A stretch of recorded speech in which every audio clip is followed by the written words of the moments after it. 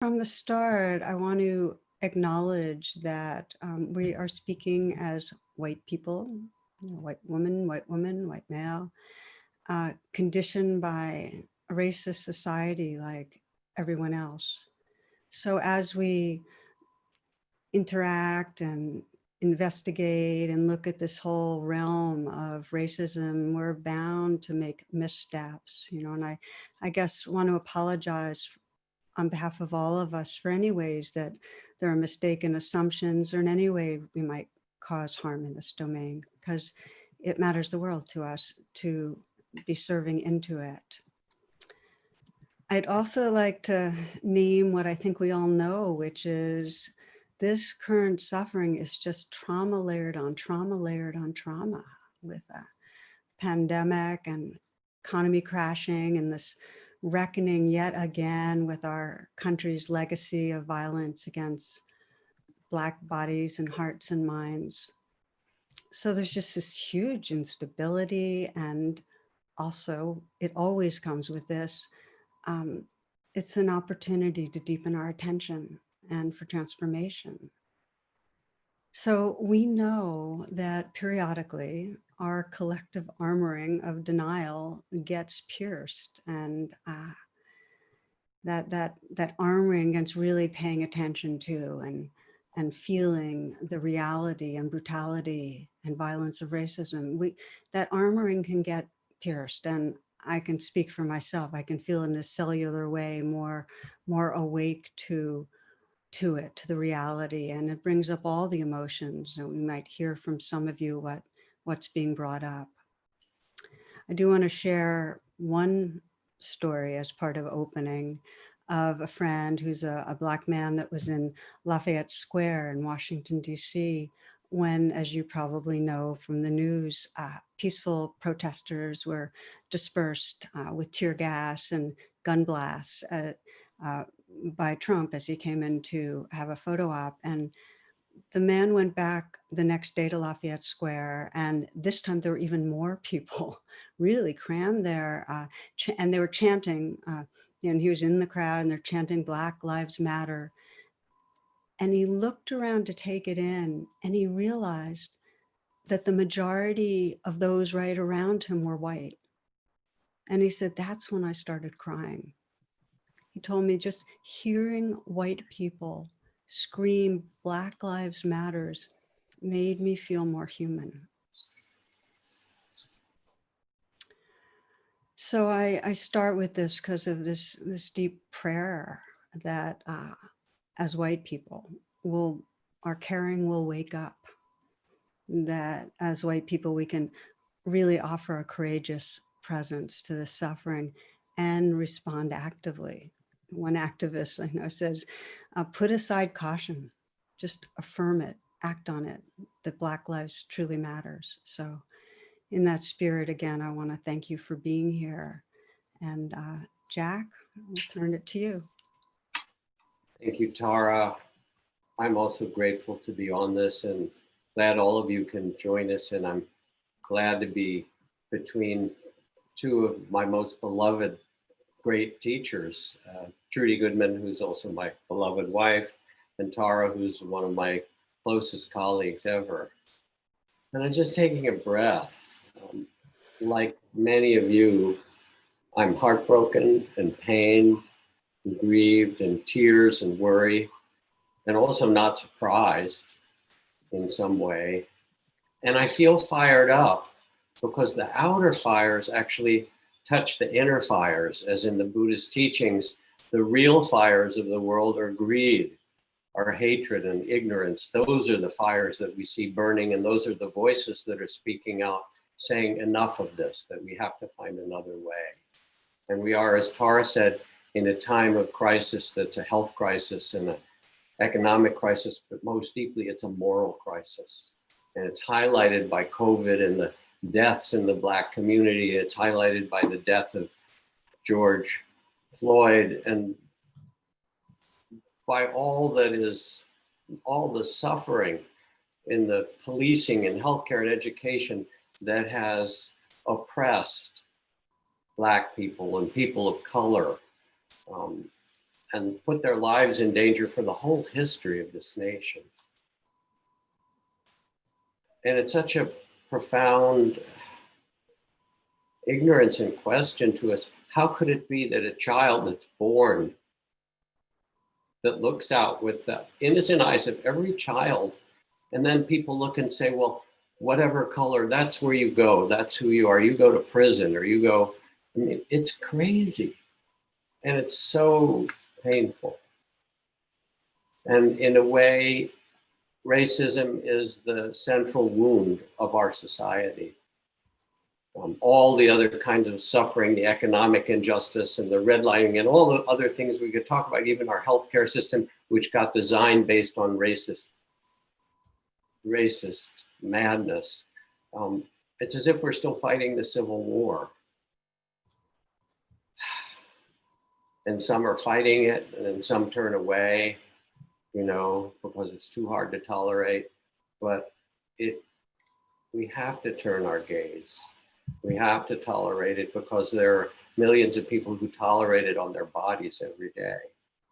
And we have to somehow pause together and listen deeply. This is a time of deep listening. And look into our own hearts, me as well as anybody else in our lives, with truth and wisdom and love, and acknowledge our past and what's happened around us, and stand up for deep systemic change, because our whole society was founded on genocide and enslavement of people. And what we need is a national truth and reconciliation that starts with every town hall and every community until we tell the truth and come to reconciliation, and every kitchen table. And we can't do it right, but we can bring our practices of loving awareness and courageous presence and compassion. And we simply have to do it in whatever way we can, with all the mistakes we make. We invited teachers of color to join us tonight. And our dear colleagues and Black colleagues who we esteem so much said, this is for you as white teachers to do. And so we do it. And Thich Nhat Hanh says compassion. Compassion isn't just a feeling. Compassion is a verb. It asks us to let our heart be touched, the quivering of the heart, and then to stand up for as long as it takes, for however long that we are together in this. And in that spirit, at least we can listen to and support each other and begin in this night's conversation with one another, to hold hands with each other and stay in this. Trudy, dear. Thank you, Jack. Thank you, Tara. Yeah, I too want to just begin by naming my location as a white, Jewish, cisgender woman, and to speak from just my heart's experience as a mom and as a grandmother, to the fact of that we have heard and wept for so many Black lives, so many lives lost to police violence, and sometimes we've watched, but there's something about what just happened, and watching that for me as a mother was just unbearable. And I really heard the call of the CNN news anchor, Christy Oglesby, and she said, she was talking about her own experience as a mother and what it was like to watch this man cry out about not being able to breathe and call for his mother. And she said, I need the white mamas to share this burden. I need my white friends to love me and mine enough to come running too. So this is what I really want to do as a white mama, to come running too. And that the way of doing that, it can be so many different ways. By having difficult conversations with family and friends, by working as I have for the last 10 years, but I don't feel like we really got any traction until maybe the last 5 years, to help Inside LA, our organization, be a more diverse and equitable and inclusive place. And it's always tricky to try to retrofit a white organization to be those things. But now that we have teachers of color and we're working together, we're getting a little more traction with that. So I appreciate all the things that Jack and Tara have said. I guess the one thing I want to add before leading a meditation, which I'm very grateful to get to do with you, is that Elizabeth Blackburn, who did, she's a Nobel Prize winning physician who did the work on telomeres and how the length of our telomeres have to do with our longevity and what helps generate the enzyme that lengthens our telomeres and so forth. She said the worst stressors, exposure to violence, trauma, abuse, and mental stress and illness, are shaped by a surprising factor all over the world: the level of income inequality in a region. Countries with the biggest gaps between their richest citizens and their poorest have the worst health and the worst violence. So, as the daughter of a public health doctor and who really dedicated his life to working at WHO and watching what's happening, all of these things in our country today, I just want to say I'm a mama in distress and looking for all the ways I can to come running. So now I want to invite you to, I'd like all of us to do some meditation together. Maybe we'll sit for, I don't know, 7 or 8 minutes, not a long time, but just enough to settle, to look deeply into our own hearts, and for you to see what it is that you might like to add to this conversation with us, because really the purpose of this is to hear from you. So, I mean, for us to speak, yes, but with you in conversation. So please find your comfortable sitting posture.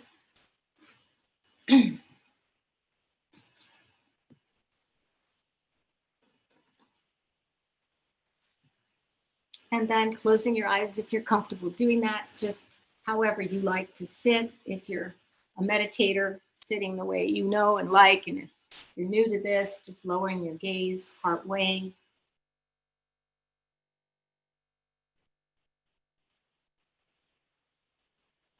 And just letting your attention drop gently down from the head into the body.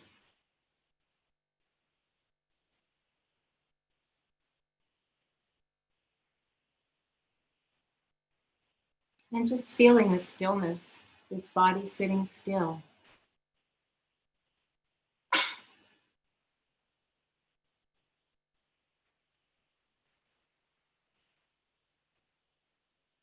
Movement of the breath against the backdrop of this stillness in the body.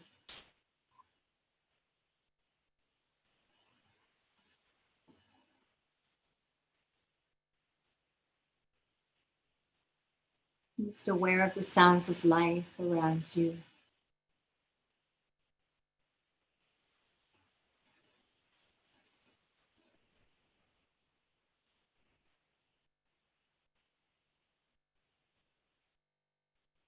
And then as you breathe in the aliveness of this moment, just releasing any tension that you may be holding in the body, in the mind, and the heart. Even take a deep breath in and release. And one more time.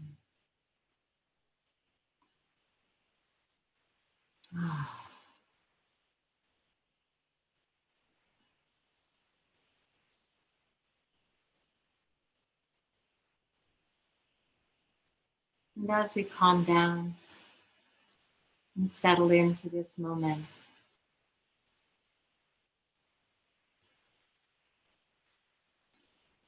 you can notice when the mind wanders away into the past or the future,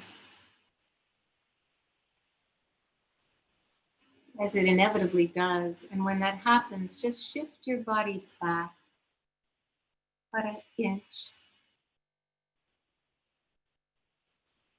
stepping back into this posture of receptivity.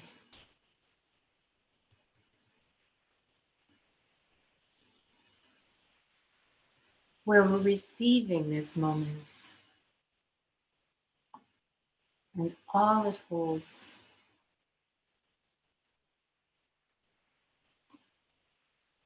Receiving the breath,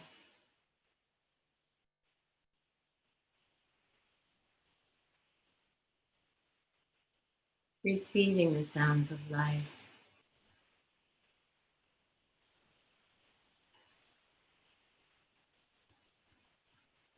receiving the flow of thoughts and feelings,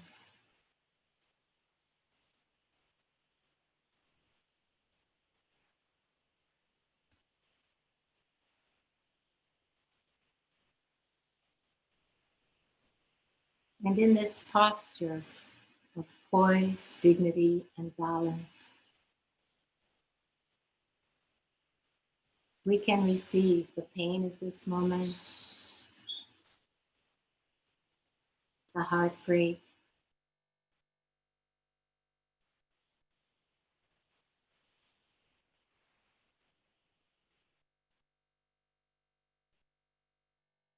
the confusion, the peace, the joy, whatever may be happening.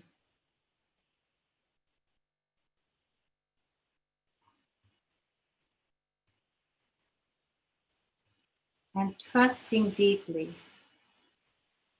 that we have the strength, the willingness to open our hearts and receive it all.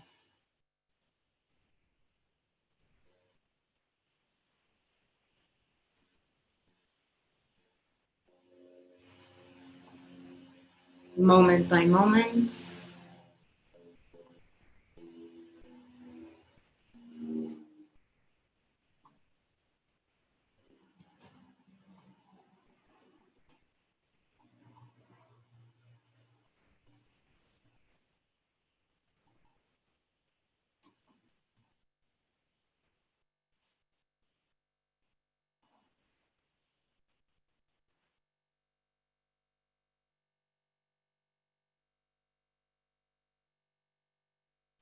each sound appearing and vanishing, each breath being born and passing away.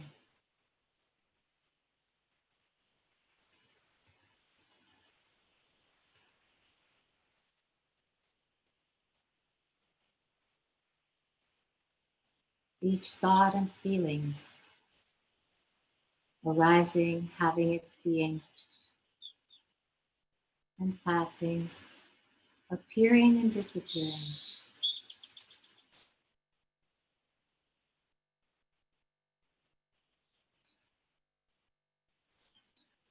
In the midst of this difficult time, hearing the bird song, birds singing in our heart of hearts,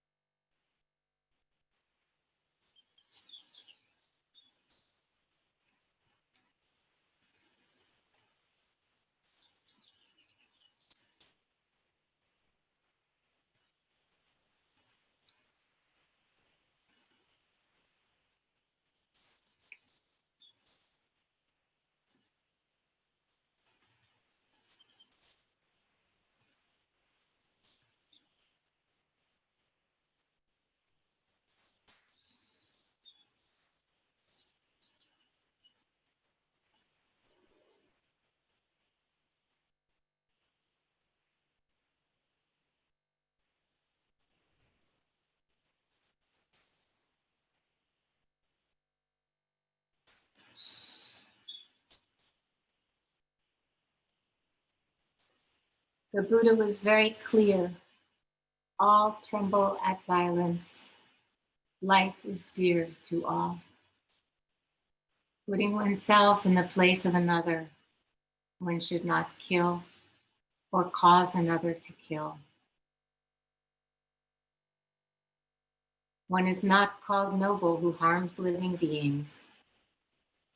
By not harming living beings, one is called noble.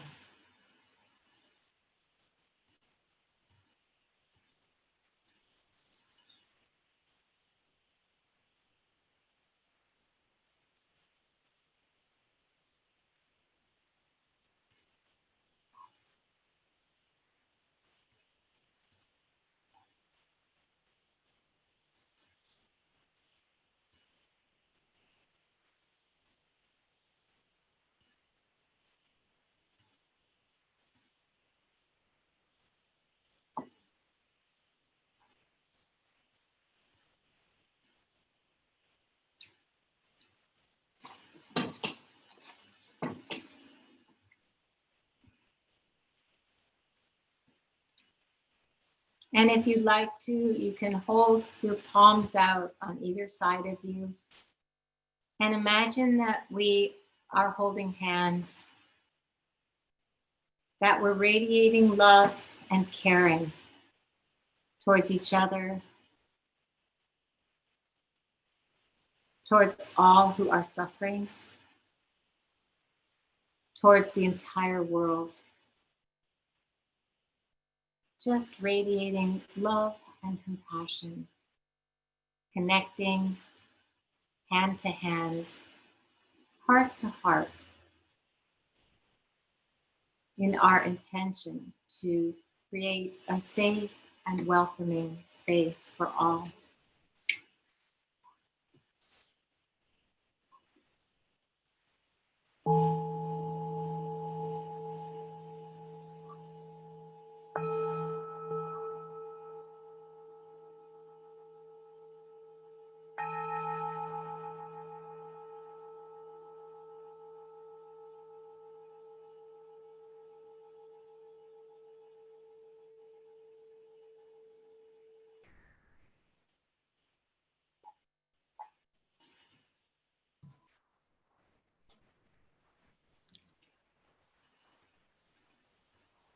So thank you, everybody. Now I think we would like to open up to have some dialogue.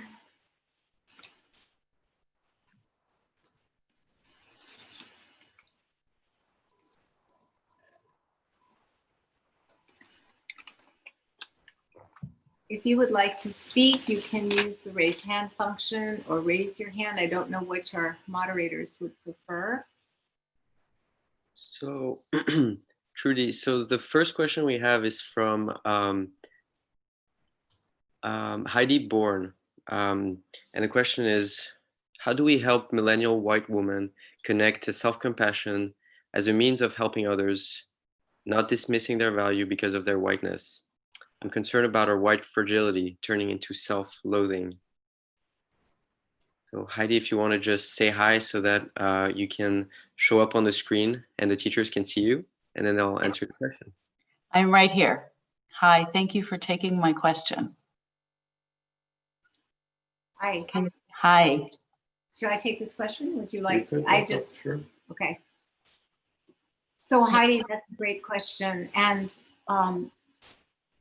I feel as though you actually had the answer in your question when you talked about the self-compassion, that for all of us to be patient and compassionate with where we are, because we're not going to be very good at dealing with this. Our culture hasn't taught us how. We, because of redlining, we're in segregated neighborhoods. We don't have, we don't know each other for the most part so well as neighbors and friends and family members. And so I think understanding that as our blind spots and vulnerabilities are revealed, we're not going to look good. And it's kind of like first noble truth. It's not your fault. It's just inevitable. We're not going to look good, but we're not concerned with looking good. We're trying to learn and open our hearts and be more conscious and courageous. And we are strong. And I think the message of self-compassion is that with kindness and soothing and attention to the suffering we develop, we actually discover our strength to be present with it. And And to me, that's a great antidote to the fragility that as white people we're conditioned to have. We get defensive. That I didn't mean that. I think also for them to understand the difference between intention and impact. That often our intention is good, but how it lands with somebody isn't. And to train ourselves to pay attention to how it lands. Forget about what we intended. What matters is the relationship and how it landed. And if it landed in a way that hurt you, Heidi, I need to pay attention to that and just be sorry about that and not defend what I meant, really. Thank you. You're Thank welcome. you. I appreciate that. Yeah.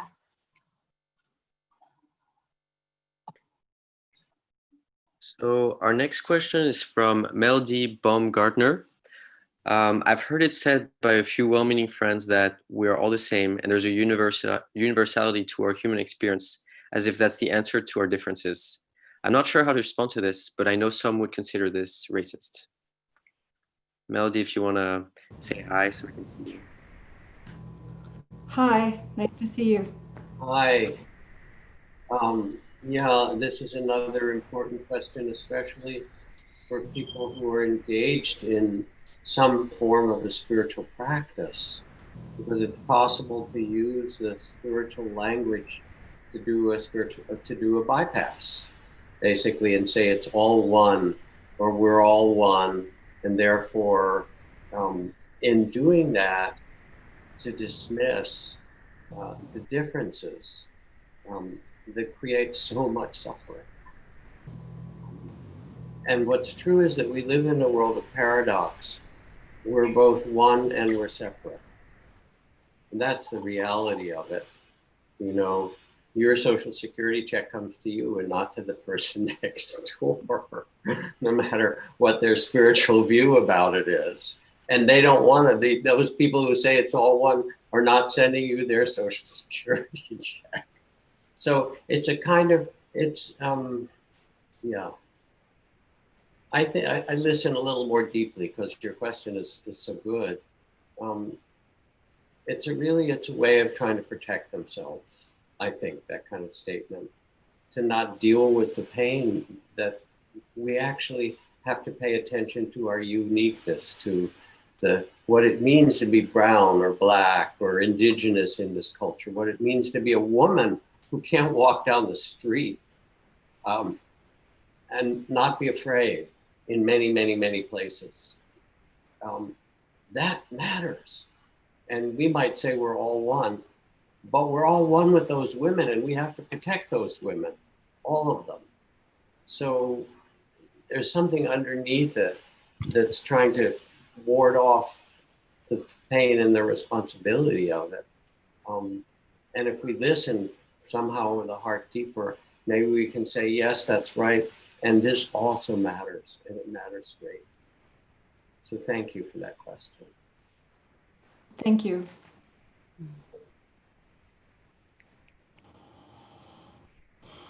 Thank you. So our next question is from Emily Gilligan.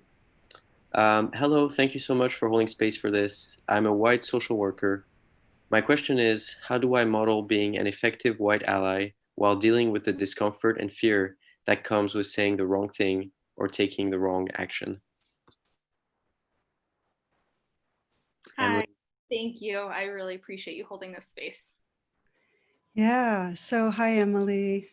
Thank you for asking that one. And I think it kind of emerges out of some of what we've just been exploring. So I'm just curious for you, how it comes up for you. What have you been noticing so far? I'm noticing for me that I work in a hospital setting. So we have all of those stressors of the pandemic.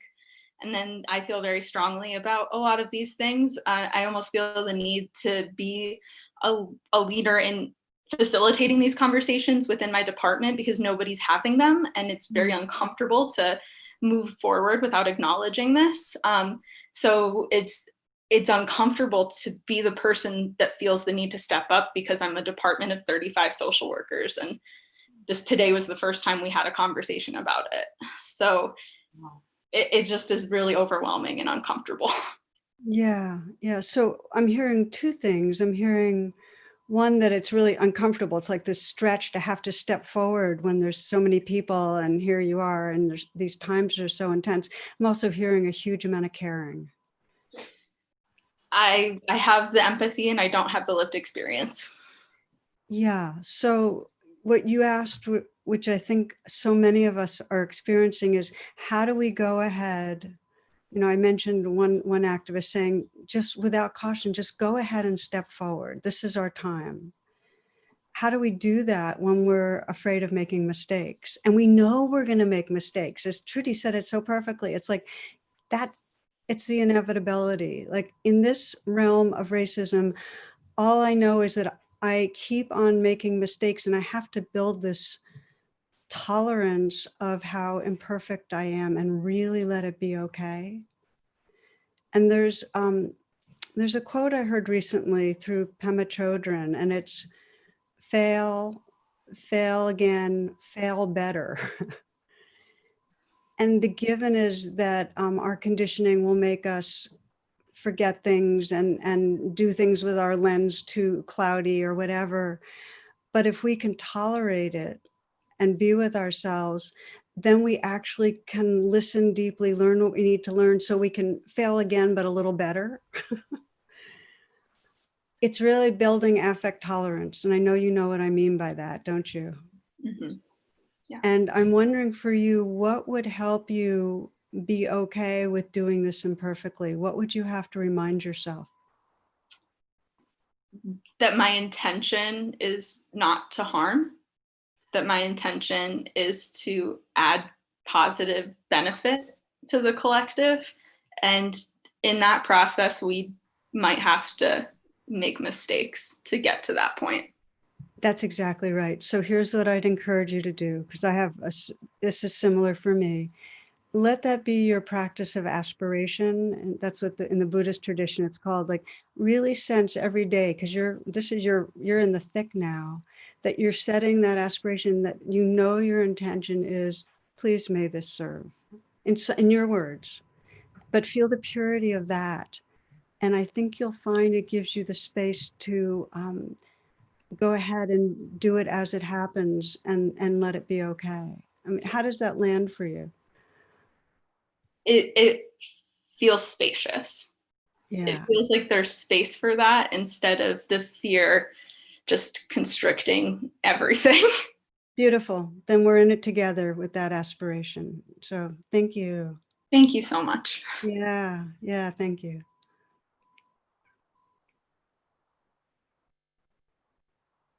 Next, we have a question by Paul Andrews. How can Buddhist practice help people see racism as a profound error in thought, widely shared, to be changed, rather than a personal moral failure, which creates ongoing resistance? Paul, are you with us? Yes. Leo, could you just say the very first part? Or Paul, you could say, I didn't hear the very first part. Sure. I said, how can Buddhist practice help people see racism as a profound error in thought, widely shared, of course, but rather than a personal moral failure? And just as background, I know it just from my own life. I know, having grown up in the Western tradition, a lot of the way that we evaluate our life is, are we a good or a bad person? And I think a lot of the resistance to discussions about race comes from the fear of being on the precipice of being called a bad person. Whereas if when somehow Buddhism has a particular way of approaching this, it says, we're just thinking wrong about these. It's a matter of ignorance, not of sin. You know what I mean? Yeah. And I think there's a real opportunity here for the Buddhist practice in particular to speak into that. Well, I think it's not even a question. You offered a beautiful teaching on that. I think you're absolutely right, because the core problem is always our preoccupation with ourselves and making everything a story about how good we are or how bad we are, or, if it's threatening to us or if it's going to enhance us, and, all of that. And while what you're saying is true. I mean, we know that human variability and diversity, that's a fact. We're all wired differently. Even our neurology, we just have such a continuum of how we're wired. And yet the racialized power differential, that's a theoretical delusion. And so just understanding it's a delusion just like having the preoccupation with ourselves is a delusion, right? It's like Right. looking at the sky through a straw. So I think what you're talking about is very compassionate. It's beautiful because it really gives all of us a way to explore this painful territory that can be so much less painful when we're not taking it personally. I think And that's I think Buddhism in particular has a metaphor that comes. It has a big backswing behind that question, And I think so too. Yeah, thank you so much. That's very helpful. I'd just like to add something in because I think this is such a powerful area. It's so true that if we take it personally, we'll just sink. It's not like we can be helpful. So to really get that it's conditioning, it's the habit of mind, and yet to be okay feeling bad. I was just speaking with an African-American preacher yesterday, and we were talking about another part of Buddhism, which really talks about some shame is toxic, but some shame is actually helpful. And it's not personal shame, but it's that sense of shame that feels really, really remorseful and bad that this is happening, so that not only are we compassionate towards ourselves, but we're energized because it feels so horrible to be caught in that conditioning that we actually get active to change it. And there's sometimes that white people are so eager to self-compassion themselves out of the feeling it's personal that they forget that next step of opening to the realness of how bad it feels to have that conditioning. And I'm wondering whether that connects for you. Paul, you're muted right now. Yeah. was that addressed to me? Yeah, because you brought this up. I was wondering whether that resonates, that both that it's impersonal and yet it's healthy to feel the badness of the conditioning so that we actually act. I think that badness, I'm no better at answering this than anybody else on this screen, but I think the badness for some people will, if they have a spiritual foundation, will allow that to happen. I think for others, it might take them away from it and create even more defense. So that's right. If they take it personally, you're absolutely right. Yeah, thank you. Yeah. Nobody says that I'm absolutely right, Tara. I really appreciate that. Oh, thank you. Okay, so the next question is from Nikki Tekchandani. For those of us who are part of Buddhist Sanghas or work at retreat centers or go on retreat, how do we add more non-white practitioners to the Sangha? I used to work at Spirit Rock, and I know the latest cohort of teachers is all POC, but the practitioners are still mostly white. How do we become more inclusive to Black, Brown, Hispanic, and other POC? Thanks. Nikki, if you'd like to talk, so you can show up on screen. Brach. Hello, Trudy. Hello. Thank you for taking my question. Hi, Tara. Hey, hi. I'm glad to speak a little, and it may be that Jack and Trudy add some, because it's one of the most deep and compelling concerns, I think, in Western Dharma, is what's going to make accessible, welcoming, attractive. And I can just say a little of what's going on in Washington, D.C. that has actually increased the numbers, and that is that the more we have at least split teams where we have even number white and POC, that is beginning to send the message that you're a part of it, and people have really appreciated that. We also have built into our schedule sits for just POC. And there is so much safety in that affinity Sangha that it's attracted more people to the retreats because they know they'll be able to have that time. It's not a time where there's talking. At the very end, there is some sharing, but that really makes a difference. And then there's the background work of making sure that scholarships are available as much as possible, making sure priority and preference is given, those kind of things that we're working with. So that's what, that plus, of course, the teachers in this ever deepening attention to having our sharings be relevant, having them be inclusive sharings, having our examples and the style of the teachings be culturally inclusive. Yeah, thank you. Jack, Trudy, anything to add to that? I think rather than adding, I'd like to, I don't know, Jack, you haven't, no. I'll go through you, say, go ahead. I was gonna say we'll take the next question, so you should add.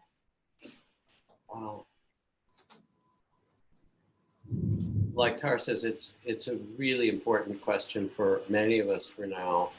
And when I think back to one of the first events that I taught for people of color, which was 30 years ago in a church in Oakland, Reverend E's church. And somehow in my misguided work in this, I thought, well, these practices of mindfulness and centering and compassion, they'll be good for people who are part of a community that's been targeted and in all the ways, the racist ways that we know. So 50 some people came, and to my surprise, they weren't new practitioners. In fact, almost everyone in the group had been practicing yoga and meditation for years. I mean, one guy stood up and he said, I'm the only Black vegetarian Buddhist doctor that I know, and now I found my people. And what they said is that we can't go to the white centers because we're alone there. There's a sea of white faces. And first we need to be and feel that the practice that we have and the lives that we live have woven together. So that sort of defines the territory. And now we're doing what Tara said in all these steps. But some of them really just have to honor how hard it is for the people of color to come in, even when we have teachers on the stage or people of color. And that's the suffering of the culture that we're living in, which we're trying to undo. So I'm just grateful for your question. Thank you. Thank you.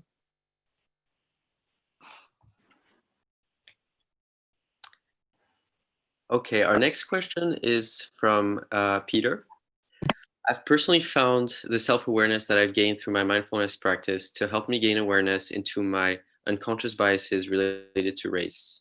It's helped me to understand how sometimes, without conscious awareness, my words or actions may perpetuate white supremacy. Could you speak to some practices and techniques that will help me to build my muscle, to help recognize my own unconscious biases and work with them to help promote equitable speech and action? Peter, if you want to say hi so you can show up on the screen and the teachers will see you. Hi, thank you for taking my question. I appreciate your time and your energy here. Yeah, hi, Peter. For some reason, I can't see you, but I think when you speak, hopefully I will. So the practices that you're already doing have helped you so much. Just embedded in your question is so much mindful awareness and actually self-compassion too. So I just want to celebrate that your willingness to learn and your eagerness to learn is already on a foundation of having opened your heart to learn and to be aware of just the things that we're all trying to be aware of, which are the consequences of our speech, the impact of what we say and do. And so part of me just wants to say, keep going, because whatever you're doing, it's working, Peter. And, you know, there are, I think, the practices of loving kindness, the practices of self-compassion, all strengthen us so that we don't have to feel so fragile and frightened of messing up and let our fears be in charge of us. So whatever brings courage to your heart so that you can, you know, raise your voice and speak up and enter difficult conversations without feeling so afraid of making mistakes. I think that's so common for us. And it's common in the space of race. It's common in the space of grief too, that we don't know quite what to say when people are grieving. But it just seems to me that you are already totally on the right track, and just what practices are you doing that are helping you specifically? Oh, geez. I just sit and I scan my body and notice my thoughts. And it's more come up for me when I've been like exposed to different stimuli. Like if I see like a Black person on TV, just noticing like what are the first thoughts that come into my head when I like am introduced to that image, or like what is my like bodily response when like a person of color is like walking by me on the street, and just like noticing that. And then what I'm really trying to do is just have some compassion that my immediate responses are a result of like the culture that we all live in and the exposure that we've all had from birth to just like being in a racist society, and trying to acknowledge that and have a little bit of compassion for myself that I'm thinking the culture's thoughts. I love that. I'm thinking the culture's thoughts. Well, you're right. We're not separate from each other, and we're not separate from our surroundings in so many ways. We're so connected. So, yeah, I would just, I don't know, just cheer you on, because what you're describing, there's so much mindfulness and so much awareness and so much willingness to learn. That is the part that I want to offer a big bow to you for. Thank you. Yeah. Thank you for the support and the encouragement. It means a lot to me. Yeah. Good. Thank you. Good. I'm going to add to the bow, and also just for all of us, I need to talk about it with other people. So I don't know if you have a buddy, or if you have a group that you interact with, but wow, when you're so, as Trudy said, you're so engaged with this, that to name it out loud what you're noticing and have other people name what they're noticing creates this whole fertile environment. So have you been part of a white awareness group, or do you have buddies that are into this? I'm just starting to dip my toes in those water. I have a very supportive community of coworkers that I've been talking about it with. Yeah. Fantastic. Great. We need to do it together. Yeah. Thank you. Yeah. Next is a question by Ariel Friedman. How do we engage our loved ones, parents of my partner as an example, who harbor limited understandings of the spectrum of racism and only see it as a binary matter, like one is racist and they're not, or they're not? How do we engage with compassion, meeting them where they are without attempting to control them, while trying to engage in meaningful recognition, lovingly but mindfully confronting them with ideologies around the ways capitalist values have been built upon racial oppression? Ariel, if you want to say hi. It's you.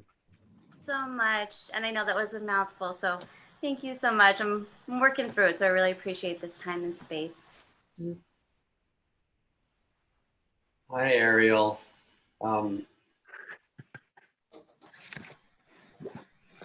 First of all, thank you for the question, because it's not your question, it's our question. You know, how do we engage? It could be in our family or in our community or the people around when we meet ignorance and defensiveness. And then you talked about how do we do it with compassion and so forth. What have you found that's worked so far for you?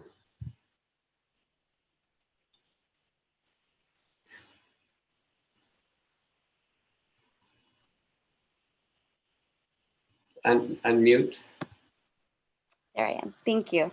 Great. So, you know, I think right now more than anything, just I'm in a space of listening and learning and engaging in conversations and reading as much as I can. And I think I felt really overwhelmed by the deluge of whatever they're bringing into the conversation, like these rioters are not doing this right, or I'm not a racist person and I don't do this thing or that thing, and I don't support this thing or that thing. So more than anything right now, I've just been taking in the information and sort of like evaluating it as I construct how to lean in a really thoughtful and comprehensive way. So I think that that's I'm right here in the beginning, you know, I'm in the first few conversations. I've loved these people for a long time and found fault, you know, with my partner, with them for some time, but thinking about how to now bring this into the conversation. So I really haven't given that much pushback yet. So first of all, your phrase in a thoughtful and compassionate way. I mean, you're doing the right thing to begin with in starting. And there's some way, in my experience, that it's very hard to teach your family. Even the Buddha had trouble when he went home, and so did Jesus. So you just need to keep that in mind. But what matters, I feel like, is if they feel that you love them. If what you're doing is, I want to listen and I love you. And then maybe if you also speak from what's true for yourself, I have found, or I've been hurting and I've learned this, not trying to change them, but letting you know, this is what changed me. I didn't realize, and if you do it because they feel your love and say, you know, this is what matters to me, it affects people. But I want to ask Trudy, she might have some things to add to this, please. No, I'm happy with what you've said. You sure? I am. Thank you so much. I really appreciate your time. Yeah, great.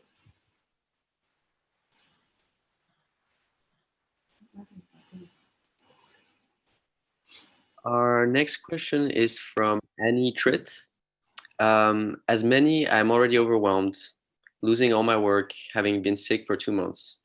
I'm also the parent to 2 girls who are also struggling and also are Black. And I need not only to be a positive force in the world for our world, but especially for them. And at the same time, I'm overwhelmed. And as a white person, there's a privilege in being able to separate my overwhelm. But if it consumes me, I can't be of use. I'm not clear. That's me. I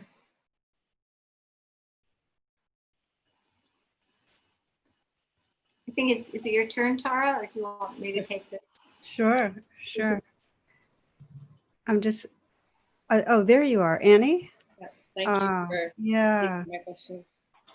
Well, first, I'm just taking in what you said because I feel like you brought into this a tremendous amount of real-time vulnerability, and want to thank you for that. That feels courageous. Yeah. It feels scary, but it's very real, and I'm through my practice trying to be with what is, you know. Yeah. So the what is, and I want to play this back and make sure I heard you correctly, is the degree of the overwhelm that you want to be able to show up, but it feels so overwhelming right now. There was already a lot of overwhelm, and now I feel my daughters have been my daughters for 19 years, so this is not new, but I need to constantly learn and show up, and the world, but as a parent, they always come first. And I feel like I can't do enough right now and I can't show up enough, and then I feel more overwhelmed, and then in my head that feels like a privilege because I'm white, but I need to find work, you know, so this whole layers of stuff, and I'm getting lost in that, I think. Okay, so what I'm hearing, and we'll unpack it a little, is that you have an idea of how you should be. And there's no way you can be the way you've got the idea you've got. You just can't meet that, right? So there's a sense that you're failing or you're falling short right now. And I wonder what would happen if you just let yourself sense what it's like to be living with that right now, that you're falling short. It's hard. It's hard. It really feels like that. Yeah. So if you just paid attention inwardly and felt the part of you that feels that failing, is it okay to just check in right now? Sure. Yeah. And you'll hear the thunder because it's stormy here. So yeah, so checking in and sensing that part of you that really believes you're failing right now, and that you should be doing it better. Is that the belief? Yeah. Yeah. and what it's like to feel that. And where do you feel that inside? In my heart. And you might want to just keep your hand there and just sense, okay, I'm listening to you. I'm listening to this feeling right now inside, of failing, of falling short, and just keep listening to it and just sensing what it feels like. And you just might ask that place, what does it most need from you right now? The part that feels like it's failing, what does it need from you? How does it want you to be with it?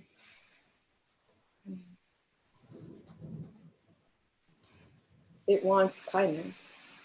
It wants kindness, and I'm probably stopping the kindness because I feel like there's the white privilege in being able to do this, and I need to act. So I'm thinking over the kindness. So I wonder what would happen if you acknowledge those thoughts. Okay, there's thoughts about how I shouldn't be paying attention to myself because of white privilege. And then you said, thank you very much, but come back. Just come back, because you know this practice. I do. Yeah. And just say, okay, I'm listening. And is there some part of you that knows how to offer kindness? Or that feels some willingness right now? Yeah. Yes.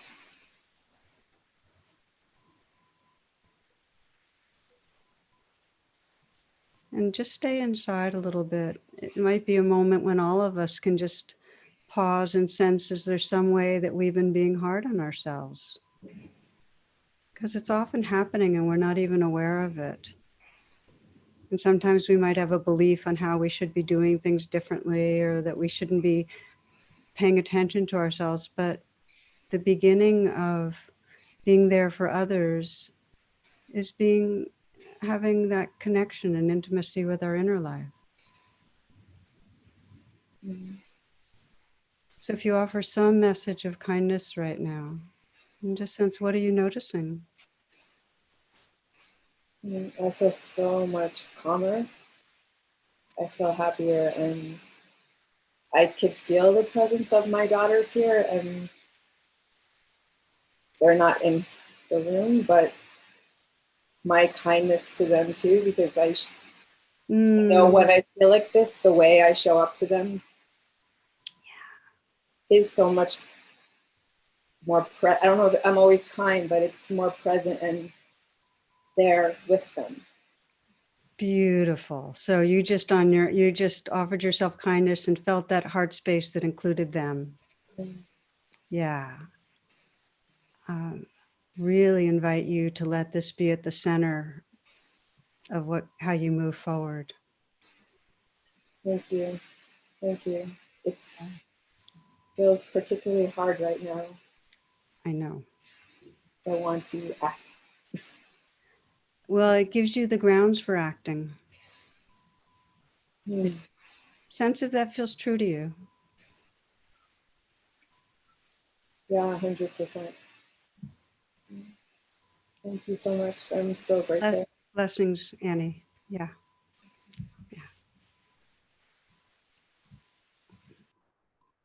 Okay, our next question is from Raisa Guzman Torres. I'm sorry if I'm mispronouncing your name. How do we stay focused? I feel a responsibility to not let this fade into the background of our lives, but I fear I will forget the urgency that this holds for so many lives. Hi everyone. Thank you to the teacher for taking my question. I want to make sure that I stay focused, and all that I see, that I continue to grow and be an ally. But it feels scary to feel like, I'll go back to my life and there are lives that are at stake. And I don't know what you can offer as advice for staying focused in this. Yeah, I think that's a really beautiful and important question right now. I know somebody else was asking, why are we gathering now? Why didn't we gather before? Well, we're gathering now. And so it's good that we're gathering now. And there's something about the urgency of this moment, as you said, that's really allowing us to gather and explore together in a way that, who knows, we might not have had the guts to do it if it weren't for the urgency of this moment. And that wish to sustain the focus and to keep your heart open and to keep caring when you know that in the busyness of everyday life, it's just hard. I feel as though that question is also the question of how do we keep our practice in the center of our lives?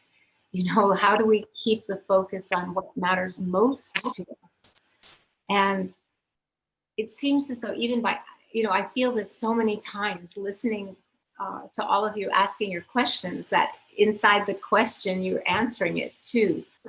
That you're caring and you're naming this and your wish to stay focused. You're naming that you understand impermanence. You know what happens when we have certain things that matter and then they fade away. And, we understand this in our practice. And so your naming it and your awareness of it means that you can find ways to remind yourself if you need that, when you need that. And those ways can be, it could be reading something, it could be making sure you have a friend that you connect with. I know my granddaughter who's 18 has a friend where they're actually having these conversations together and exploring together and reminding each other and learning with each other. So I think that's another way to help stay focused, is if you're in a white awareness group, as Tara was saying, if you have a connection to other people who care about these matters, who care to keep their hearts open. And I think you will, because you want to. And I can feel the love and the sincerity in your question, and I can see it on your face. Yeah. And if there's anything else that, my colleagues want to add. Yeah, just a small thing. Another practice that you can do is the practice of making a vow. And that requires you could almost do it now. For example, for me in this area, having the very same question, one of the little vows I made is that I wouldn't give a teaching without mentioning racism. And it means every time I teach, I also have to bring that into my consciousness, and mostly almost all the time I do it. I've made other vows like that. But if you were to close your eyes now for a moment, or others listening, and simply reflect, if I were to make a vow to keep this alive, what would my vow be? What would sustain this? And it might be one of several, it's like the Bodhisattva vows, but very concrete.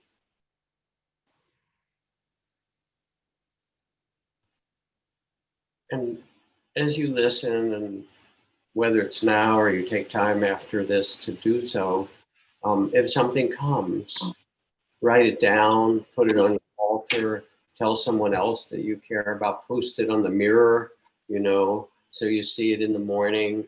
And that too can be a practice to support the very thing that Trudy was pointing out that's so beautiful about the question and about your intention. Thank you. Thank you.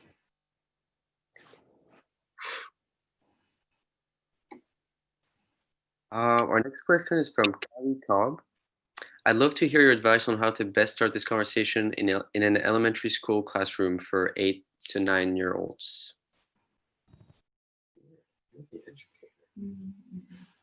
Hi. Thank you. I'm Kylie. I would love to just hear your advice on how to start this conversation with young children in a classroom setting.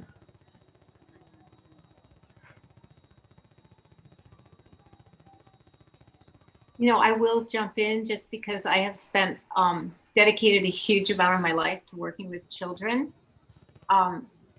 And there are so many resources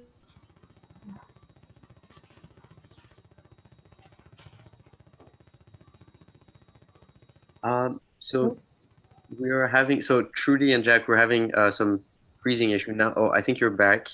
You froze a little bit. Okay, so Kylie, could you hear me, or was it lost in the frozenness? I heard you start to say there's a lot of resources, which I have definitely. I have like so many tabs open on my computer of all the readings that I want to do and all the curriculums and all the lessons. I think it's just, is there a resource that you particularly really like? Yeah. Okay.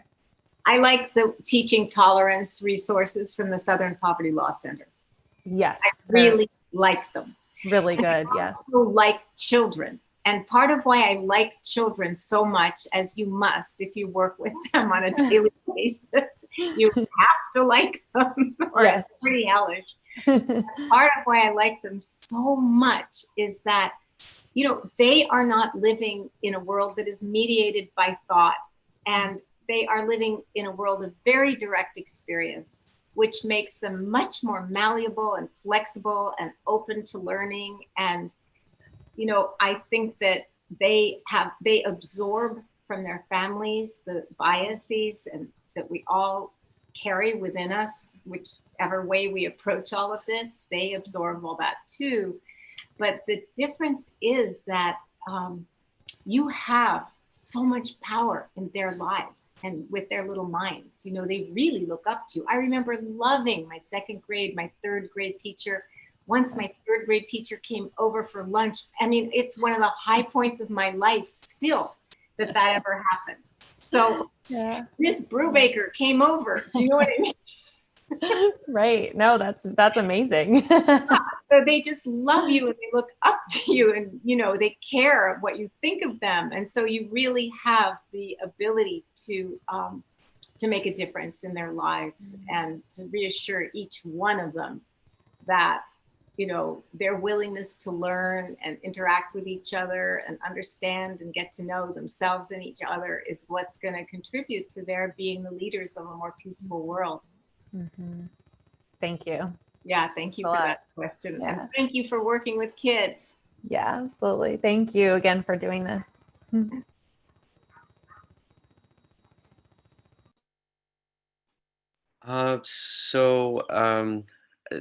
Tara, Trudy, and Jack, do we have time for one more question? Yeah, maybe one more and then a closing. Okay.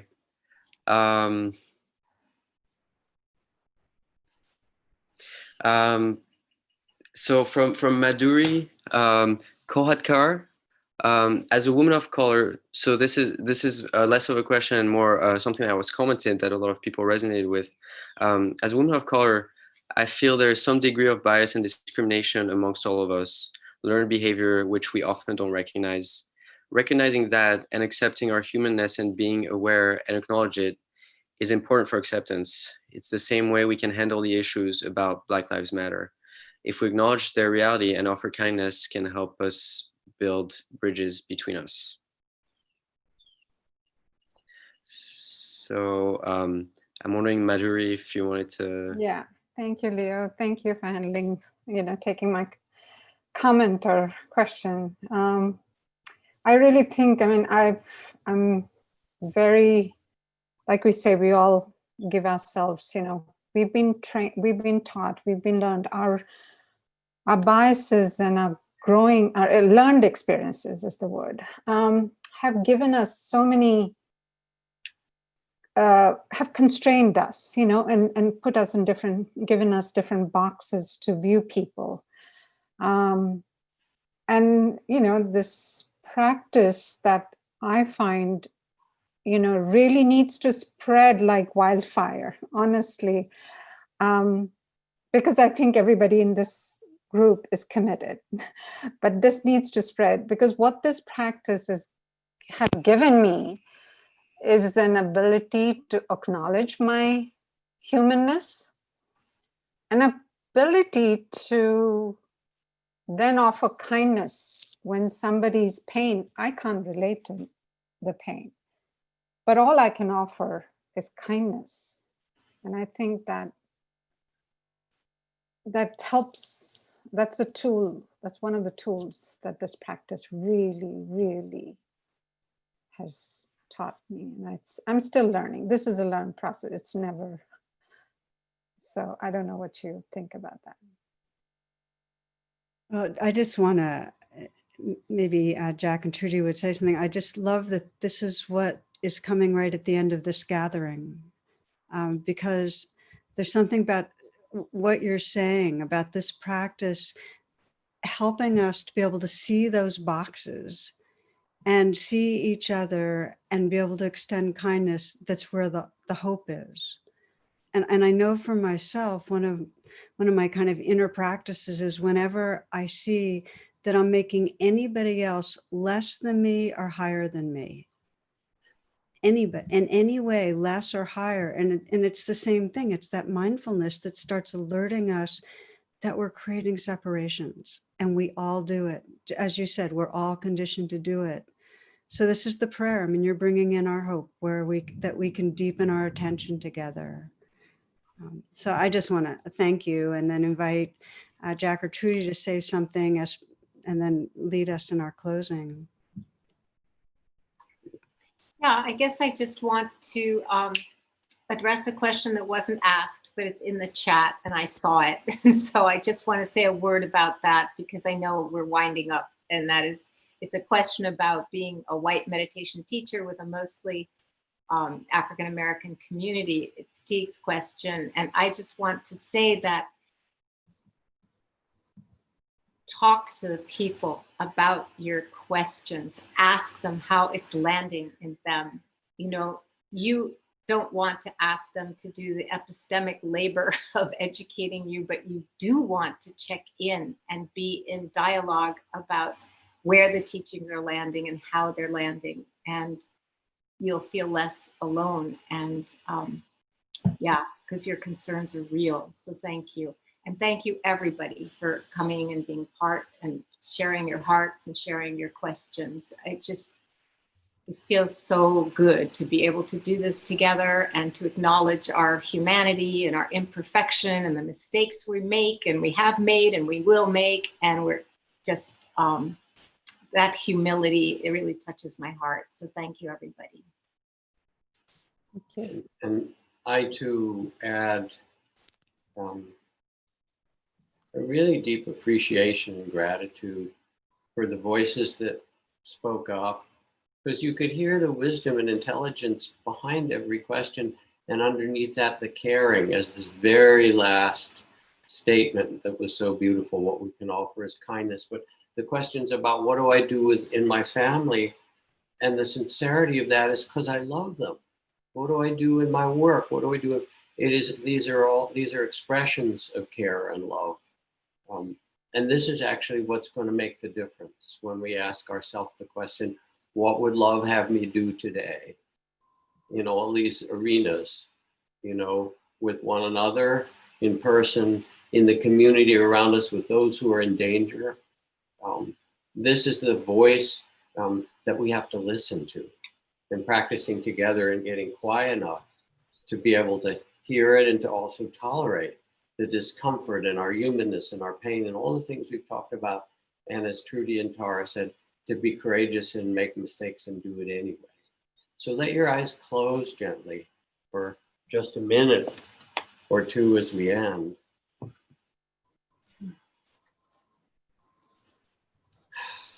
Take a couple or a few breaths to let yourself settle.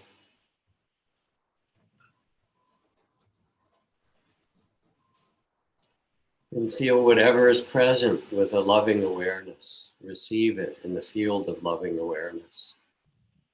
The emotions stirred up, the state of your body, the longing, the love, the fear, all of it, held in the great heart of compassion in the field of loving awareness.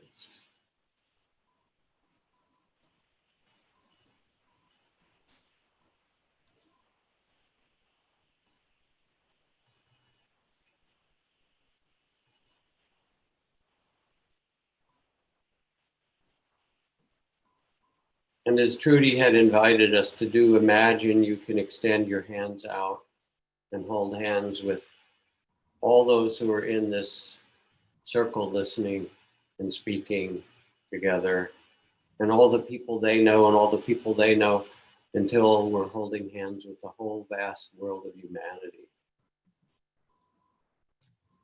We're in a birth process, and birth processes can be painful and messy, but they also can give birth to something beautiful.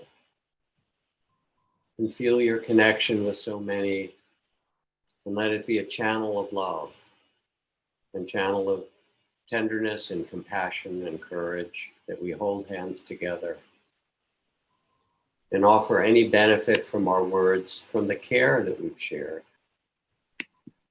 out, that it may be benefit to people, to beings everywhere. And any mistakes or harm we may have caused, we ask your forgiveness. We want to learn. We're learners in this life. May we continue to hold hands now, on and on and on, with love and courage, and make a great difference in a world that so needs it. And if maybe people could be unmuted and put their voices in to say thank you or love or whatever they wish. Hello. Thank you, everyone. Deep gratitude. Thank you all. Thank you for holding this. Namaste. Hello, everyone. Thank you so much. Love you guys. Bye. Thank you. Thank you. Bye-bye. Thank you all. Much love. Thank you. Much love. Show your hands. Namaste. Thank you. Bye.